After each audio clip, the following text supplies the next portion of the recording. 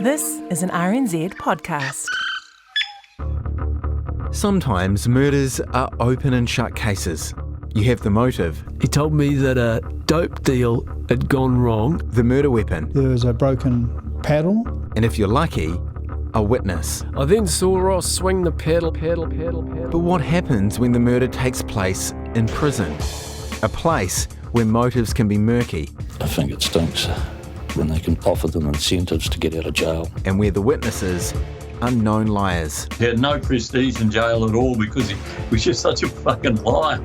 I'm Mike Weatherly-Smith, host of RNZ's latest true crime podcast, Nark. Nark means an informant, somebody who gives information to the police. There's no protection for them amongst the inmates because they're not respected by anybody. Ultimately, it was evidence from a narc that got Ross Palgren convicted of murder. An inmate was killed, and I ended up getting the blame for it. In 1986, New Zealand's top prosecutor, the Solicitor General, co-authored an important report about our justice system. Amongst its articulate conclusions, one in particular caught my eye. Quote, "It's in the public interest, as well as in the interests of accused persons, that verdicts of guilt should be as little open to question as possible." Makes sense, right? People shouldn't be sent to prison, sometimes for life, if the conviction isn't rock solid. It should withstand the blowtorch of a defence lawyer's scrutiny, the clinical eye of an appeal court, and sustain a society's confidence that police and prosecutors played fair.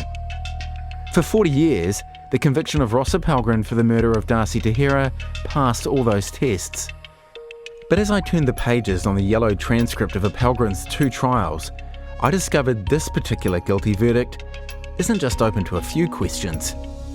There are bloody loads. Never fucking learn, do you? If there was something major going to go down, you could feel it in the air. A little man just came in off the street and gave me the amazing story. The police had started talking deals and money even before he made a statement. Perhaps the most dangerous type of witness is the incentivised prison witness. Nark's not only a story about the murder of Darcy Tahira, killed just days before he was due to be released from Mount Eden prison. Yeah, our first wedding anniversary it was going to be.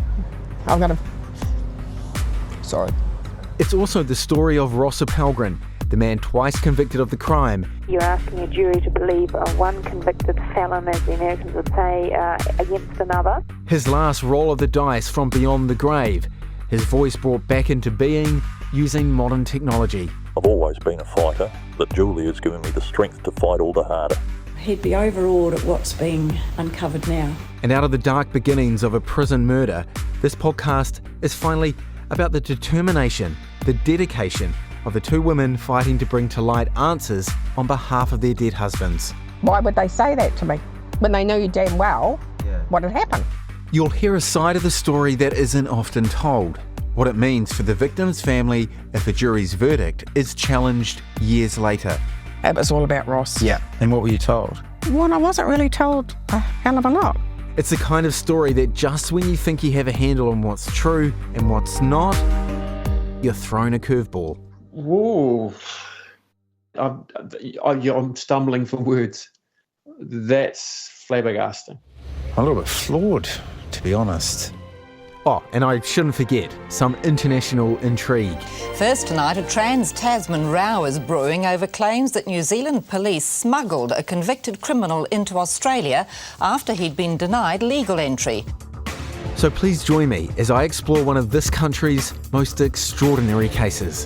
Follow and listen to Nark at rnz.co.nz/podcasts or your favourite podcast app so you don't miss an episode.